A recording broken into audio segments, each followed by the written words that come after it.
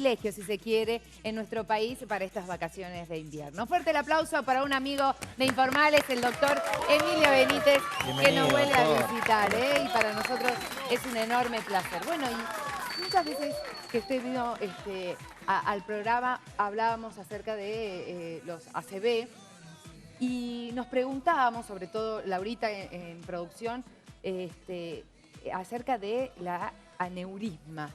Si es parecido, si es lo mismo, si hay similitudes, si se conectan. Entonces, obviamente, teníamos que llamar a un experto para que nos pueda explicar un poco. ¿Qué es la aneurisma? Bueno, ¿El aneurisma? Sí, Okay. Digamos, la verdad, yo le digo Perfecto. Con el artículo masculino, pero es una malformación vascular. Sí. Tiene la forma de un globito, yo siempre lo referencio como si fuera una bombucha o un globito.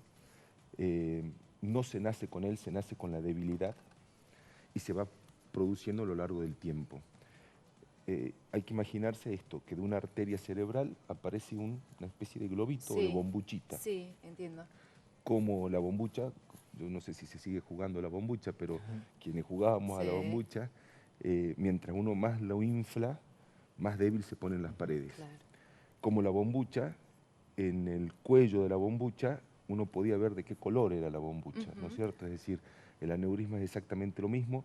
Las paredes arteriales tienen entre sus capas un músculo liso, que es el que le permite distenderse frente a picos de presión arterial. Sí.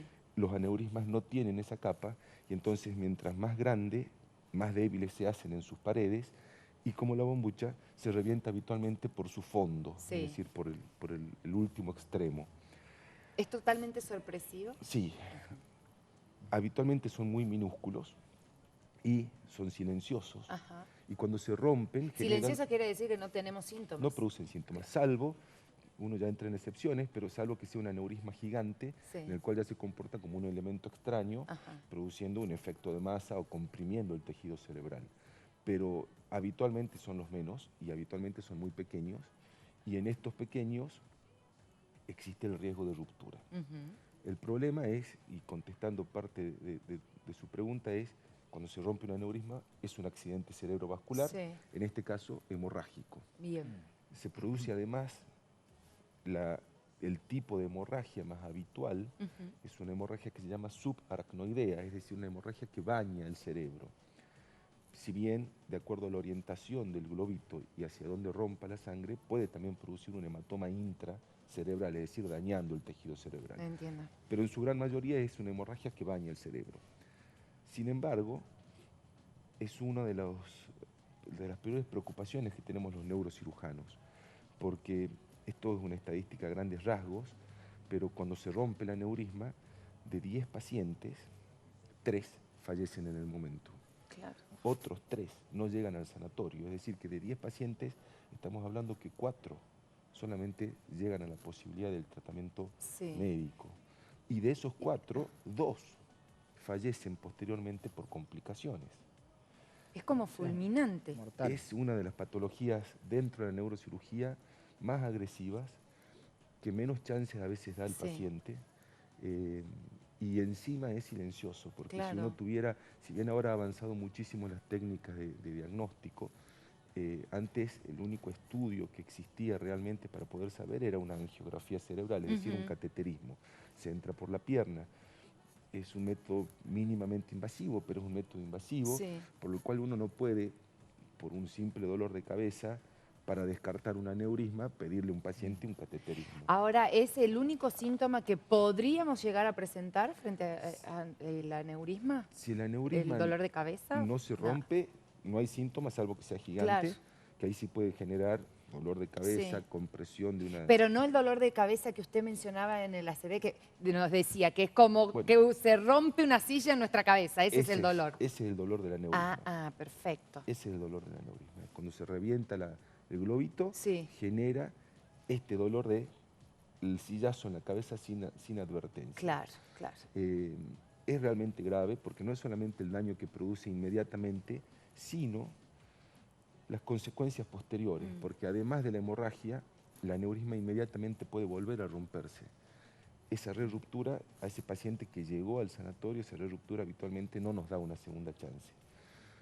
por un lado. Por el otro lado, esa hemorragia que baña el cerebro, que decíamos subaracnoidea, cuando usted se golpea y se hace un hematoma, lo ve morado. A los 7 días está verdoso, a los 7 días amarillento, o a los 14 días, a los 21 días desaparece, uno no sabe dónde está.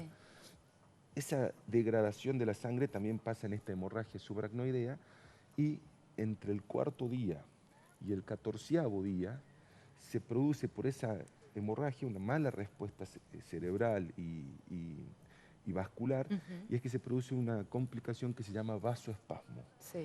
Los vasos cerebrales empiezan a afinarse como si alguien le estuviera pisando a usted la manguera, ¿no? Es decir, y lo que puede pasar es que si un vaso grande se afina demasiado y un vaso chico se afina hasta desaparecer. Entonces, una de las complicaciones que vienen en simultáneo es este vasoespasmo que produce infartos cerebrales. Qué bárbaro. Ahora, doctor, ¿puede ocurrir en cualquier momento de nuestra vida? ¿No hay una edad? No, hay una predisposición porque yo estoy, como usted sabe, en el Hospital de Niños y en el Hospital San Bernardo, por la técnica endovascular. Es muy raro ver aneurismas en niños, pero los hay. Habitualmente es adulto joven y adulto mayor. Es raro también ver pacientes muy grandes con aneurismas que no se hayan reventado a lo largo de la vida. Claro. Pero también existe, es decir, tener un aneurisma no es sinónimo inmediato de que se va a romper ese aneurisma. Está comprobado que mientras más grande, más chances tiene. Entonces, no hay en niños, o digamos, no es habitual ver en niños, sí en adultos jóvenes o en adultos mayores, y su ruptura está asociada, si bien puede ser espontánea, como esas bombuchas que uno las dejaba en el balde e igual se reventaban, habitualmente están asociadas a pico de presión arterial, a esfuerzos desmedidos. Entonces, a veces el paciente en un gimnasio o haciendo un deporte se le rompe, son esas a veces muertes súbitas que uno también se entera, o por un pico de presión arterial, que no es habitual verlo en pacientes muy jóvenes. Muy pequeños, Por en eso, los niños y demás. exacto. El estrés. Así es, también influye sobre la presión arterial, ¿no? Exactamente. Bueno, hablando y aprendiendo un poco más de la mano del doctor, que sigue a full también con la fundación, ¿no? Sí, siempre tratando de ayudar, y ahora estamos viendo la posibilidad de viajar hacia el interior, de nuevo quizás a Orán, donde tuvimos el último año muy buen reporte de la gente, a atender gratuitamente si Dios quiere. Ahí está. ¿Me recuerda el 0800? 0800 555 2280. Ahí está, para que lo podamos tener a mano. Muchísimas gracias, doctor. doctor. A ustedes, por favor, muchas gracias. Volvemos